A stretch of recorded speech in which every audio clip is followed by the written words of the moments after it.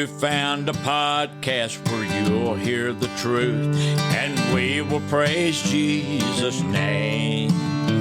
We stand for the Bible and won't back down from it, although it don't bring much fame. Some folks will like it, some will try to deny it, but God's word will always stand true. It's been tried in the fire. Welcome to our 428th episode here on the Pod King Bible Study. I'm your host, Donnie King, with my trusty co-host, Donald King. We're going to be studying through Proverbs 27 today. And thank you for tuning in, ladies and gentlemen. We are extremely grateful that you're with us on this most excellent journey. Wow, you're turning on all the pizzazz today, aren't you? I didn't know that you could talk so eloquently. Hey, you didn't realize that I'm affluent? I had no clue you had the flu. Are you feeling better? Well, I haven't been ill or under the weather. I'm just stepping up my game for this episode. Oh, okay. So what kind of game do you think we're going to be playing here today? No games at all. We just most graciously dig into the Word of God and mind its depths for hidden treasures. Okay, so what's with all the fancy gibberish today? Well, I'm preparing my iron so I can help sharpen your iron. It's a biblical thing, you know. Oh, yeah, no joke. It's literally the title of this particular episode that you just happen to work in. Yeah, well, I thought if I acted a little more intelligent, some of it might just rub off on you. Yeah, how thoughtful and considerate of you. Man, all of this just to help poor old me.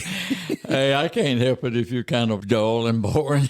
I'm just trying to be a blessing to you and shine some light on you. There you go. All right, well, you're starting to sound like Grandma now. She always said, I just want to be a blessing to you, hon. She did.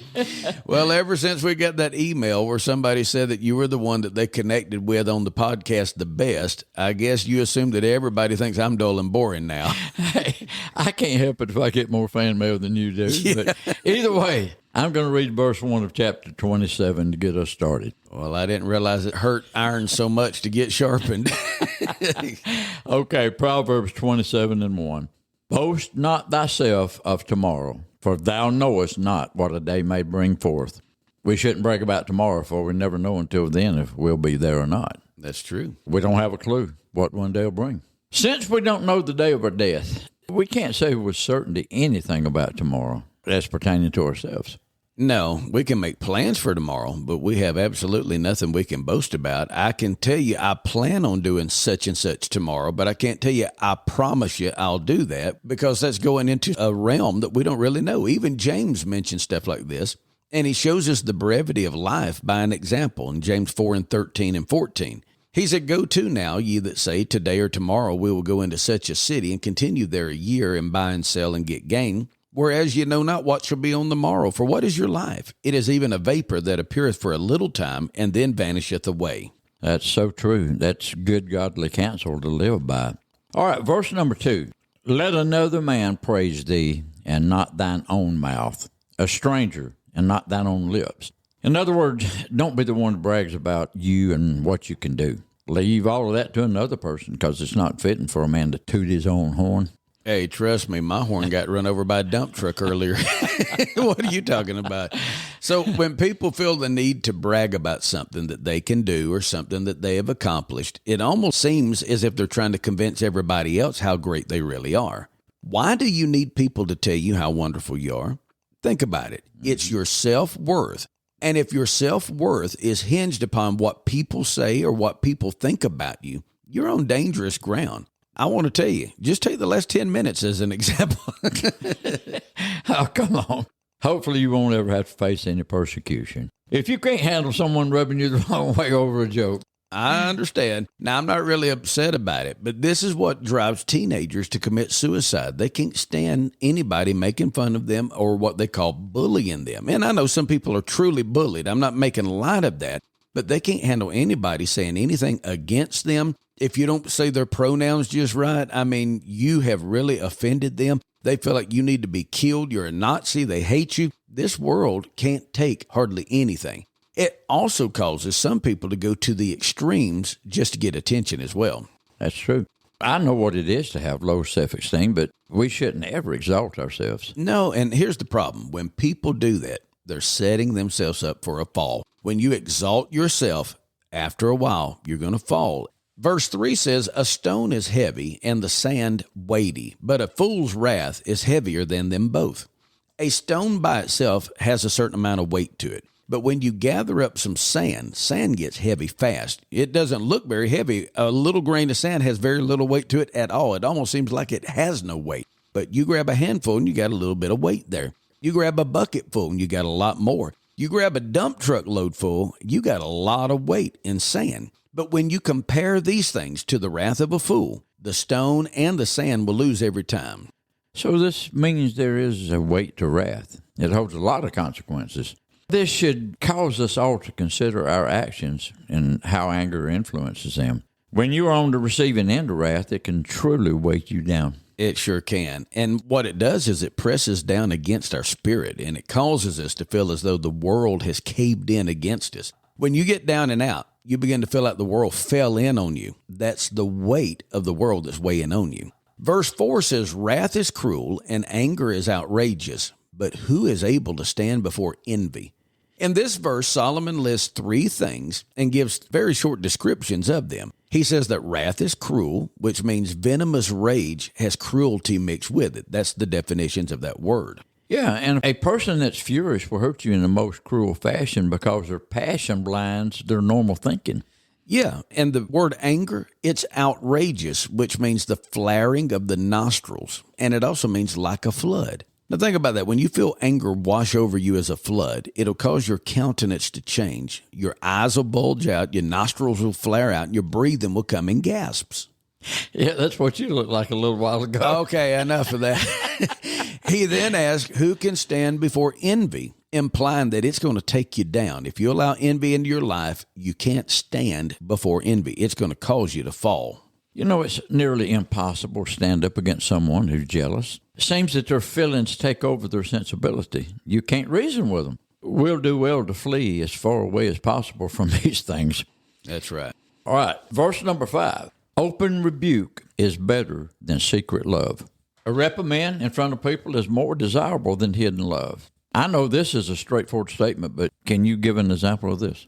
Well, I think I can give you a small example of it. Think about it this way. Secret love could be seen as a man having a crush on a woman in such a way that he stalks her. We hear a lot of that in our world today. It would be better for the man to just walk right up to the woman and say, hey, look, I think you're a nice looking woman. I would like to know you better. And just open up and begin to tell her his feelings and possibly be rebuked openly by the woman. Say, hey, I'm not interested. And just, that open rebuke would be better than have that secret love and then let it drive you to the extreme and stalk this woman and then just follow her around and be a creep about it. Some people believe that this means that rebuke is to be rooted in love. Well, I can go with that. For what else would you rebuke a person for? You have to care for the person. You truly have to care for them to really correct them. And that's what a rebuke is. You're trying to correct them and put them on the right path. To have secret love implies that you might try to be quiet about an issue and show love in this manner. But when you can no longer be quiet, open rebuke is better. In other words, it will be a better help in fixing the matter at hand if somebody would just flat out rebuke someone than to let them hide their feelings and go on thinking that it's all right. Verse 6 says, faithful are the wounds of a friend, but the kisses of an enemy are deceitful. The wounds that are received from a friend are faithful in the sense that only a friend will really tell you the truth, even if it hurts. That's how you know that you have a true friend, when they're willing to tell you when you've done good and they're willing to tell you when you've done wrong. By doing so, the friend is being faithful to the relationship, and they're helping you become a better person in all reality. Okay, so what I said earlier may be the nicest thing I could have done for you, right? Well, yeah, you're truly being a friend today. Well, a true friend cares about your well-being, and he also cares for the condition of your heart. A kiss from your enemy has deceit wrapped up in them. There aren't any good reasons for your enemy to desire a kiss from you, though. No, and I don't want anybody that's my enemy kissing me or trying to. We need to remember this when dealing with a seductress. That's all they're doing. They're trying to deceive you. And never forget what happened between Jesus and Judas at the betrayal of Christ. We know what happens when a person that doesn't really love you kisses you. It's normally got betrayal written all over it. That's right. All right, verse number 7. The full soul loatheth an honeycomb, but to the hungry soul every bitter thing is sweet. A full person doesn't desire anything, not even a good piece of honeycomb. But if you're stuffed, the best food in the world doesn't even appeal to you. No, and if you're hungry, even things that you normally don't care for sound pretty good. When you're hungry, even the worst food sounds really good. But when you're full, it doesn't matter if it's a steak dinner in front of you. To a starving man, things he normally despises would be fine if he could just fill his belly. All right, verse 8. As a bird that wandereth from her nest, so is a man that wandereth from his place. So a man that wanders away from where he's supposed to be is like a bird that has flown away from her nest.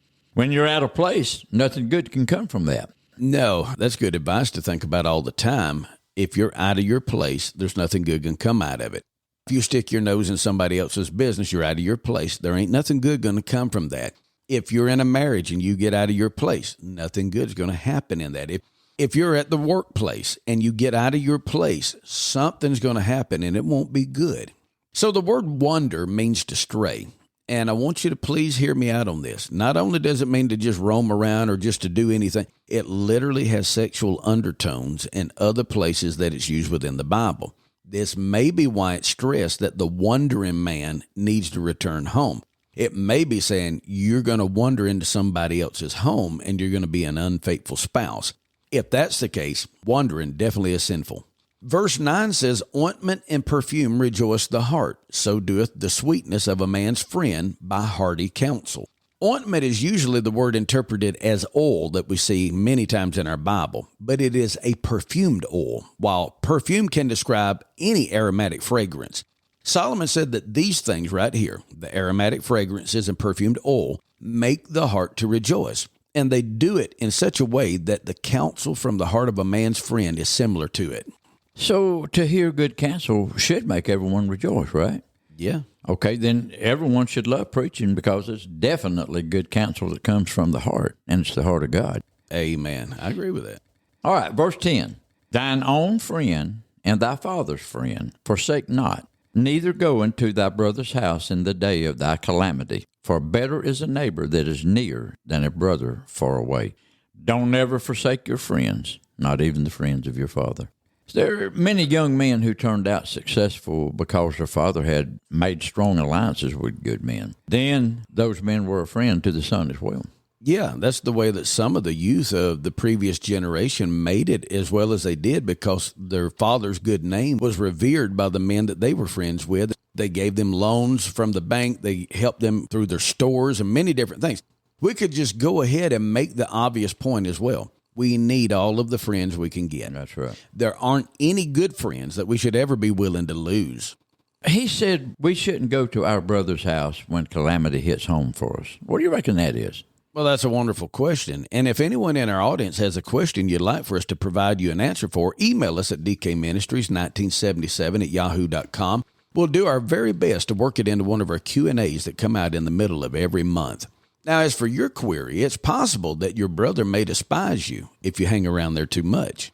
Any and all sibling rivalries might get rekindled. If you ever had any problems growing up, if you're around a lot, it's probably going to come back to surface.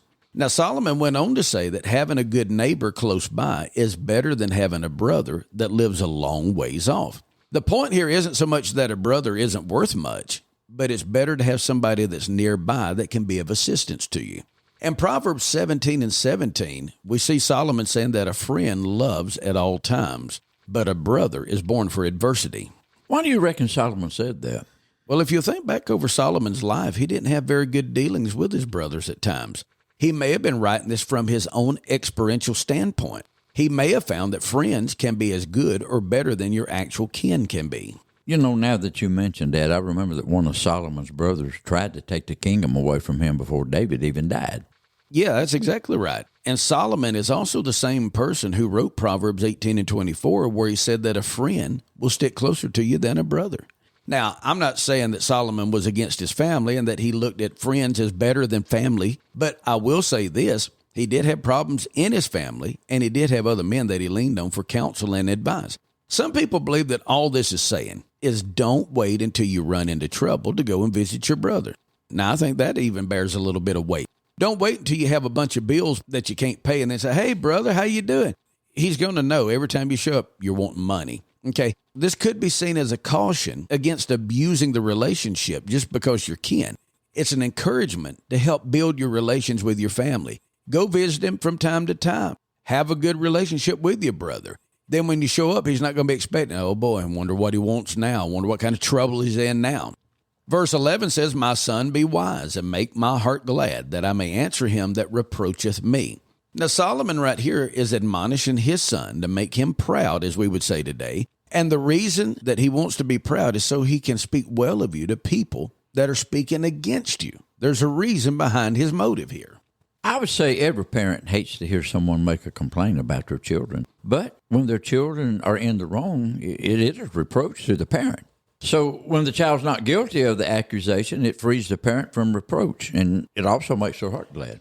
That's exactly right. Well, what parent wouldn't be happy to find out after their son or daughter was accused of breaking out a window to find out that it really wasn't their child that threw the rock? Mm-hmm. Yeah, that definitely make my heart glad. And so when someone brings a reproach against our family, if it's proven right, boy, it brings a reproach, and that reproach settles in on our house.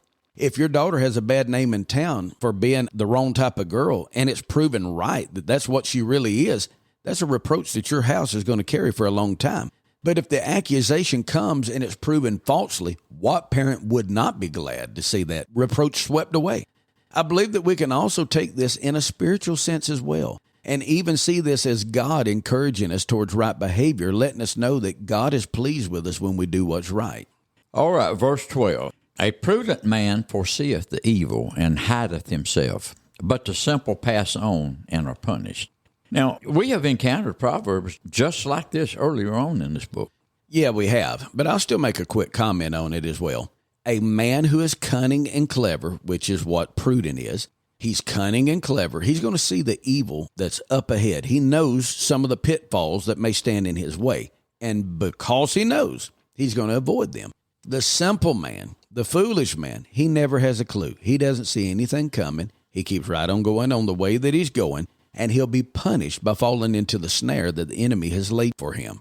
He'll fall prey to the strange woman. He'll fall into the wrong crowd after a while. He'll become friends with the wrong person and will find him in a bad state after a while.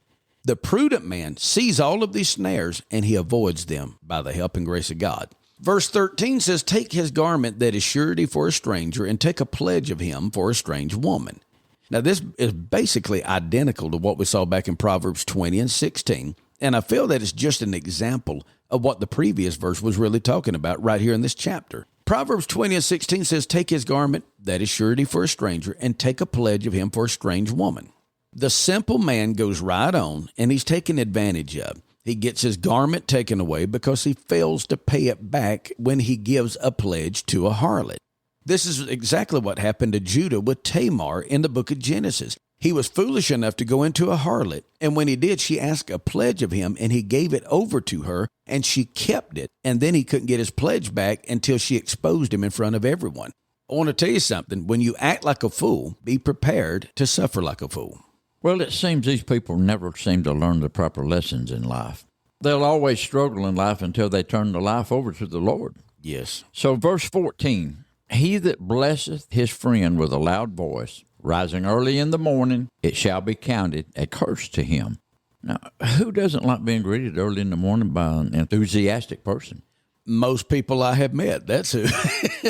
On a job, it seems like nobody likes a cheery, happy person early in the morning. That's true.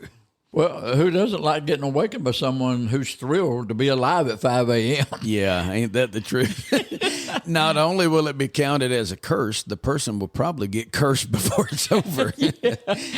Going into verse 15, he says, a continual dropping in a very rainy day and a contentious woman are alike. Here we have Solomon once again throwing certain women under the bus. Now, a contentious and argumentative woman is likened unto the aggravating sound of water continuously dripping. I mean, it just keeps on going. Talk about descriptive speech. A leaky roof aggravates everyone, and he compared a contentious woman to that. Yeah. This shows us that contention is an avenue the devil uses to come into our homes, though. Well, he absolutely does. He'll use any person to come into the house, but a woman that's contentious is an easy avenue for him to get in. Amen. Okay, verse 16. Whosoever hideth her hideth the wind, and the ointment of his right hand which bewrayeth itself. Solomon said that trying to hide a contentious woman is like trying to hide the wind itself. So, in other words, it's impossible to cover that kind of problem up. It is. And it's as hard to hide this as the ointment or the oil that has been applied to your hand. Now, some people think this has to do with how ointment has a strong odor and you can't get around the smell of it. It's hinting that everybody can kind of sniff it out. So, in other words, if that's the case, this could mean that Solomon's saying a contentious woman carries around a stinking attitude. Now, do you really believe that's what this means? Now, I'm not going to say it's wrong, but I do think it may be a little overboard, okay? But trying to hide a contentious woman would be like trying to grab hold of something with greasy hands. You ever put lotion on your hands and then try to grab a doorknob? You can't really do it, can you? No. So trying to hide a contentious woman may be like trying to grab a doorknob with greasy hands. Okay. I can get with that idea much better than the first one. But once again, either way, the idea is the thing desired is really unattainable. You can't hide the contentious woman. Right. Verse 17 says, iron sharpeneth iron, so a man sharpeneth the countenance of his friend. This verse right here has inspired no telling how many people down through the years. Well, iron is used to sharpen other pieces of iron, and this is very true.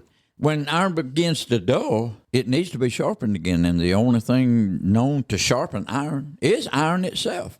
Amen. And this also puts us all on the same playing field, showing we are equals. That's exactly right, because if I'm iron and I must be sharpened by iron, it's going to take somebody, at least my equal or who is greater than me, to help sharpen me. A man is sharpened, he said, by the countenance, which is the face, of his friend. That tells us a lot right there. You can tell by the way that your friend is looking at you if you've done right or if you've done wrong. Yeah, so in my weak areas, you may be able to help me be strong. I might be strong in an area where you're weak, so we complement each other. That's exactly right. Friends are there to give constructive criticism when needed and to bring a certain amount of accountability to the situation. They're there to reaffirm you. You still have dignity. You still are a person that others care about. But there are times they have to take you to the side and say, hey, what are you thinking, you bonehead? I mean, what are you going to... Friends are there for both purposes. Now, this verse will be rekindled again in verse 21, but with different items used in the metaphor. So watch that when we get there. All right, verse 18. Whoso keepeth the fig tree shall eat the fruit thereof. So he that waiteth on his master shall be honored. So the person who tends to the fig tree has every right to partake of the fruit thereof. Amen. And this is exactly what Paul meant when he used the analogy about the vineyard and the ministry. Listen to 1 Corinthians 9 and 7. Who goeth a warfare any time at his own charges? Who planteth a vineyard and eateth not of the fruit thereof? Or who feedeth a flock and eateth not of the milk of the flock? It would be utterly ridiculous to think that the man who planted the fig tree and took care of the fig tree shouldn't be able to eat from the fig tree. Well, likewise, the man who serves his master will also be honored by his master. It just makes sense that where you labor, that's where you'll be blessed. Now, this works in church as well. If you don't get in at your church and help out, then wherever you do get in, that's where your blessing's going to be. That's right. I've seen that happen before. Those who have struggled trying to find what they should do for the Lord, if they would just work where they are, God would bless them right where they are. Some people think that they can't work for God in their own hometown or in their own home church. They feel like they need to move outside and go somewhere else and do something. If we would just work where we are, God will lead us to where we need to be next. Verse 19 says, as in water face answereth to face, so the heart of man to man. Now, I do feel like this verse is also connected back with verse 17 and how iron sharpens iron and how a friend is supposed to help you become what you're supposed to be. Just as you can see your reflection in water and see what you truly look like, the heart of a man is a reflection of who and what he is. I think this can be understood as other men can see who and what you are, such as your friends, or it can even speak of you being able to see yourself. I agree. I think you can get both things from this. You can look in the mirror and see what you are and who you are, but you can also look in the face of your friend and see exactly what and who you are as well. I wonder if James didn't borrow this analogy when he spoke of the one looking into a mirror and then straightway forgetting what manner of man he is. I see a connection here between these two verses. Okay, verse 20. Hell and destruction are never full, so the eyes of man are never satisfied.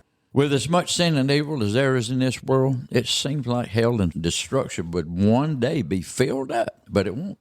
What do you think Solomon meant by the eyes of man were never satisfied? I kind of feel like he's speaking about lust right here, but not just relational lust that has to do with having relations. I think that this could be pointing to the lust of money, the lust of things, which is called greed. It could be pointing to the lust of fame and position and power, which is pride. And the list literally goes on. And I do think that it also includes the lust of a man and a woman. The eyes of man are always wanting the things that he sees, and he's always seeing the things that he wants. This causes him to desire things that he really doesn't need. And it also causes man to desire things more than God, which is the definition of sin.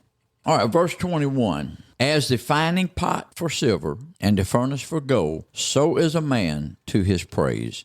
The refiner uses his refining pot to heat the silver and the furnace to heat gold.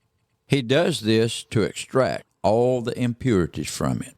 This is a necessary step that must be taken to make it strong and durable and lasting. Yeah, it helps to temper the object within the fire. The fire is not there to destroy the object that is placed in it, but to make it stronger. That's what I mean by tempering. Remember these things when you go through the furnace of trials and affliction, my brothers and sisters. Think about this when you're being put to the test and it seems like the temperature has risen around you. Think about it. I feel like I'm going through a furnace of affliction. I feel like I'm in a furnace of trial and temptation. God has you in there, not to destroy you in the fire, but to make you stronger in the fire. When people praise a man, he should go into self-examination mode. If somebody calls me a good man, I should question why they feel that way and then ask myself if I am a good man.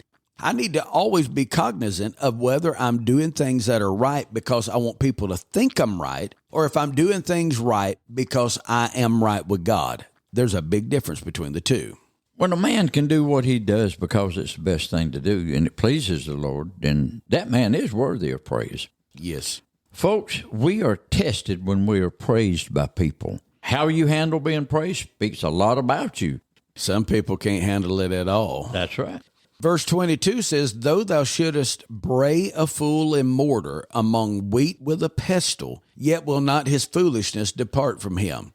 Now, this verse is a little complicated if you just read it like I just did. Though thou shouldest bray a fool in mortar among wheat with a pestle, yet will not his foolishness depart from him. Now, what in the world does that mean? So let me break it down a little bit. Braying a fool in mortar among wheat with a pestle is really interesting. Because to be beaten as mortar is mixed and to be pounded with a pestle is how grain is extracted. In other words, you've got something and you're beating it to get something out of it. He says that's exactly what needs to be done to a fool. If you're ever going to get any good out of a fool, you almost have to beat it out of him. Just like anything else that must be beaten to get the good out of it, add a fool to that list and it still works and makes sense. But, no matter what, a fool's folly never seems to leave him, nor will he leave it. The idea is that when a man is praised, it is better to beat a mortar mix or to beat grain because you'll get a better result from it. This is the foolishness of a fool. He feels he is as great or greater than the praise he's given. Yeah, and a person like this can be deceived very easily. For all you have to do is tell him how great he is, and he'll believe it because he thinks he is great, and he'll quickly accept that, and he'll think that he's even better than he originally thought he was because somebody else now has agreed with his interpretation of who he is. Now, watch out. We all like to hear how great we are. Oh, absolutely we do. That's what our downfall can be, that old prideful heart. Now, verse 23 says, be thou diligent to know the state of thy flocks, and look well to thy herds. A man that has animals needs to know how they are faring. He needs to be very much aware of what's going on with them. Now, a lot of people today take this to be about domesticated animals, such as cats and dogs, goldfish and parakeets, but that isn't what it's talking about here. It isn't? Then what's it speaking of? Well, this was speaking of livestock back in the day, of which people used for many, many things. Think about what they used livestock for. They used it for eating. They used it for purchasing. They used it as a material wealth of possession, but they also used it for worship. So you can see this in many ways. It was for worship. It was for eating. It was part of possession. So it was part of wealth. A man with livestock would have been a wealthy man. So one who fails to look after them or keep up with them would be a foolish man. Like somebody leaving their money out in their front yard overnight and think it's going to be all right. It doesn't work that way. So this pretty much is speaking of a man's stewardship, isn't it? Absolutely. So if you're given stuff and then you just fritter it away, you'll stand before God on account of poor stewardship. Yes, you will. Okay, verse 24. For riches are not forever, and doeth the crown endure to every generation. A man's riches won't last forever. That can be taken in two ways. One, things are only temporal, so they will decay, rust, get old, and eventually break down. Or the other way to see this is that man will not live forever either. That's true. Because in both ways, we see that riches are not going to be forever. Either they're not going to be around for me forever, or I'm not going to be around for them forever. That's true. A third way of seeing this is that some people come into riches, but they eventually fritter them away, as you were talking about a moment ago, and now they're reduced to poverty. They had it, but now it's gone. The mention of the crown not enduring to every generation is certainly correct. Think of all the Chinese dynasties, the Roman government, and multiple other things that we have in our histories that we can look at around the world and see that the crown was not always there. King Richard lived for so long, but guess what? King Richard died. King Louis XIV, he lived for a while, but then he eventually died. Queen Elizabeth, it seemed like she lived for hundreds of years, but however long she really did reign, something like 70 or 80-something years, her reign came to an end. The crown did not last forever, did not endure to every generation. One nation may rule today, but tomorrow another one may have the power. One family may be predominant now, but in a few years, they may all be forgotten. That's true. Queen Mary didn't reign forever. Neither did any of the others. It's only a temporary time that someone's got the power. And we need to remember that as humans, we're only going to be able to do what we do for so long. So let's make everything count. Let's do what we do for God. Some royals have been thrown aside by society. They were ostracized. Some of them were reduced to a normal peasant because of the proceedings of what took place. So we who are children of the King, keep this in mind. If we're not careful, we can fritter away the very thing God gave us and blessed us with and become what we once were years ago. I don't want to go back to what I was. I'm a child of the King. I want to stay in that family. Amen. Verse 25 says, The hay appeareth, and the tender grass sheweth itself, and herbs of the mountains are gathered. The hay appears every year. Some years there's more hay than others, but hay will come. The grass will show up tender as ever. Whether it endures for long, the weather will help determine that. They'll be gathering herbs in the mountains again. In other words, life will go on. Every year, the same things will need to be done just as you did the year before. Yeah, there's some constants in life. There's some things that you can just count on. It's going to happen regardless. It's going to go on. It's going to happen just like it did last year or similar. This is because of God's faithfulness to his creation. Verse 26 says, The lambs are for thy clothing, and the goats are the price of the field. The lambs give wool for your clothing, and the goats give you milk, they give you meat, and even more lambs to help pay for your sojourning here on the land. Solomon is basically reminding us that God has prepared for us, even in the things that we fail to think about. We just take some things for granted, don't we? Yes, sir.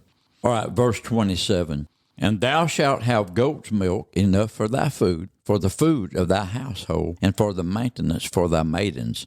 I know some people who take this verse and make it so literal, they teach that God told us to drink only goat's milk. Yeah, I actually know a few people who preach against using or consuming cow's milk.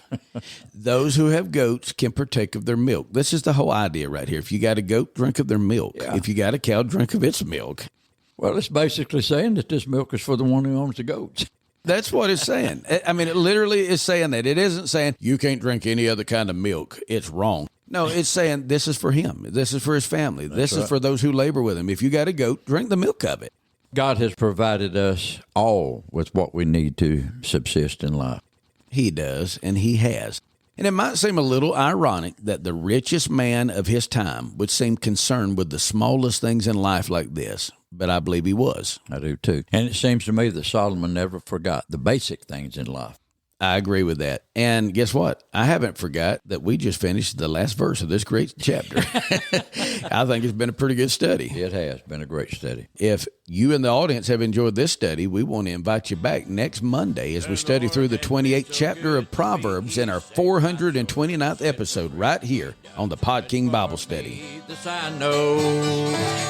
Well, it changed my heart all around, put my feet back on the ground, California. Now for heaven I want to go. I want to go. I want to go to that land where the milk and honey flow. Oh, I've heard of such a place. I can't go there by God's grace. Never seen it, but I know I want to go.